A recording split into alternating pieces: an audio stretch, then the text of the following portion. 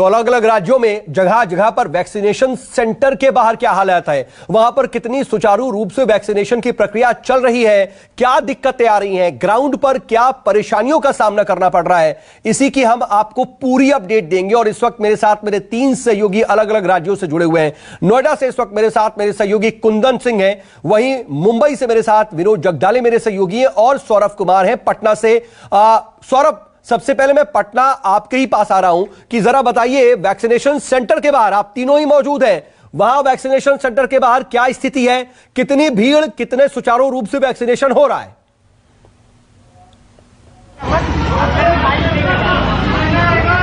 जी बिल्कुल, मैं इस वक्त पटना में हूँ और मैं टीकाकरण केंद्र के बिल्कुल सामने खड़ा हूँ। आप देख सकते हैं अलग अलग काउंटर बनाए गए हैं और काउंटर के सामने क्या स्थिति है। लोगों की काफी भीड़ है, सोशल डिस्टेंस जो है वह कहीं दूर दूर तक दिखाई नहीं दे रहा है। लोग काफी परेशान हैं, कारण उनको यह नहीं पता है कि उनका नंबर कब आएगा। घंटों से लोग बैठे हुए हैं, कुछ लोग हमारे साथ हैं, उनसे बात करेंगे। मैम ये बताइए, कब से आप बैठी हुई हैं? 9 बजे से ही बैठे हुए हैं। पता है कब आपको टीका दिया जाएगा? नहीं। आप कब से बैठी हैं? मैं भी 9 बजे से ही हूँ, और यहाँ पर जो लोग हैं, लोग भी सोशल डिस्टेंसिंग नहीं कर रहे हैं। जा करके वहाँ खड़े हो गए हैं कि जिनका नंबर आ रहा है वो सुन ही नहीं पा रहे। डर लगता है ये तस्वीर देखकर? बिल्कुल डर लगता है। जब हम अपने नहीं सोशल डिस्टेंसिंग करेंगे तो फिर दूसरे पढ़ लिख करके क्या फायदा है, इतना टीवी और ये देख करके क्या फायदा है। तो आप देख सकते हैं व्यवस्था को लेकर लोगों में एक गुस्सा है। लोगों का यह कहना है कि यहाँ पर हम कोरोना से बचने के लिए आए हैं, वैक्सीन लेने के लिए आए हैं, लेकिन हमें डर है कि कहीं हम अपने घर कोरोना लेकर ना चले जाएं। तो निश्चित रूप से जो तस्वीर है वह काफी भयावह है।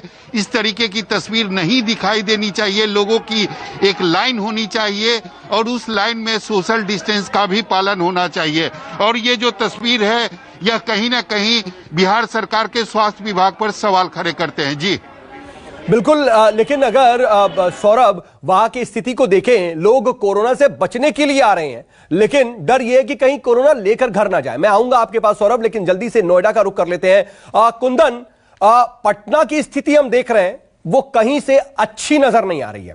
वैक्सीनेशन की प्रक्रिया चल रही है, लेकिन बहुत ज्यादा अच्छे हालात नहीं है। नोएडा में क्या स्थिति है?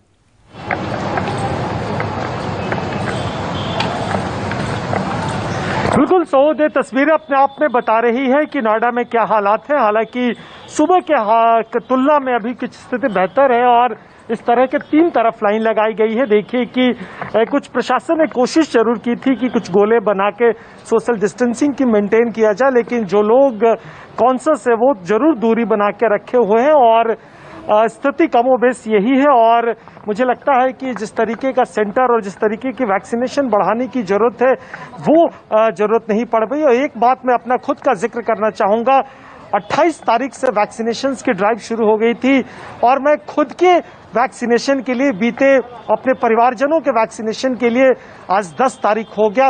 रोजाना 10 बार तो मैं जरूर अटेम्प्ट करता हूं, लेकिन स्लॉट नहीं मिल पाता और जो स्लॉट मिल पाते हैं वो शायद लकी हैं और घंटों इंतजार करते हैं। मैं इन लोगों से समझूंगा, कुछ लोगों से बातचीत करने की कोशिश करूंगा।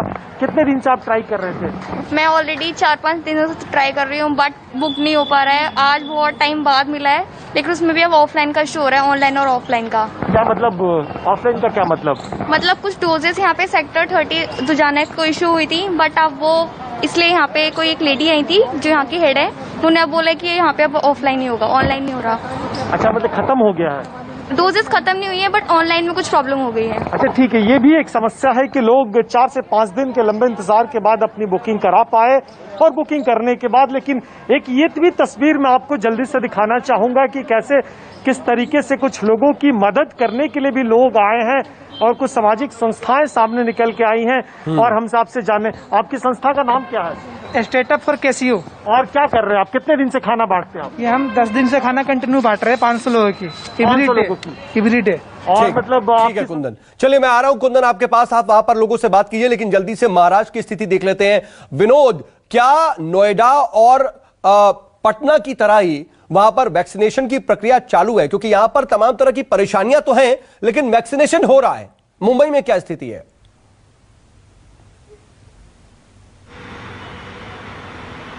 देखिए, मुंबई और महाराष्ट्र की बात करें तो कुछ चुनिंदा जगहों पर वैक्सीन आई थी, वैक्सीन खत्म हो चुकी है।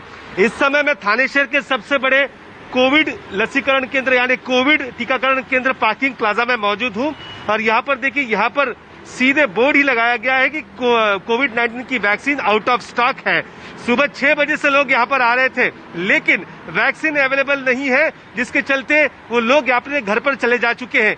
लेकिन इसमें एक गौर करने वाली बात यह है सऊद की इसमें सभी 44 उम्र के ऊपर यानी 45 प्लस के लोग यहाँ पर वैक्सीन लेने के लिए यहाँ पर आ रहे हैं, लेकिन उन्हें कहा जा रहा है कि स्टॉक ही नहीं है। नवाब मलिक जो महाराष्ट्र के मंत्री है, एनसीपी के राष्ट्रीय प्रवक्ता है, उन्होंने अभी केंद्र सरकार पर हमला करते हुए कहा है कि अगर आप में सक्षमता नहीं है तो आप ऐड करके कोई भी ऐसा प्रोग्राम घोषित ना करे जिसके चलते लोगों को दिक्कत हो। नवाब मलिक ने यह भी कहा है कि महाराष्ट्र में 4.5 लाख लोग ऐसे हैं जिनको सेकेंड डोज लेना है वैक्सीन का, लेकिन अब तक उन्हें वैक्सीन नहीं मिली है। केंद्र से जो स्टॉक राज्य सरकार के पास आता है 44 प्लस यानी 45 प्लस के ऊपर के लोगों को जो स्टॉक आता है वो स्टॉक ही नहीं आ रहा है, जिसके चलते 4.5 लाख लोगों का वैक्सीनेशन अभी भी रुका हुआ है। बुजुर्ग लोग हैं यहाँ पर आते हैं, लेकिन वैक्सीन नहीं है, ये बोर्ड देखकर सिक्योरिटी से बात करके अपने घर पर चले जाते हैं। दूसरे दिन फिर वैक्सीन उत्सव मनाने की बात की जा रही है, लेकिन वैक्सीन उत्सव में ग्राउंड पर कई तरह की परेशानियां भी हैं। लेकिन महाराष्ट्र में तो स्थिति और गंभीर, क्योंकि वहां पर तो वैक्सीन ही नहीं है। आप सभी का बहुत शुक्रिया मेरे साथ जुड़ने के लिए। लेकिन नमस्कार, मैं हूं मानक गुप्ता। अगर आपको हमारा ये वीडियो पसंद आया हो तो इसे लाइक और शेयर जरूर करें, और हां, हमें सब्सक्राइब और फॉलो करना ना भूलें ताकि आप देश और दुनिया की कोई खबर मिस ना करें। तो जुड़े रहिए हमारे साथ और देखते रहिए न्यूज़ 24।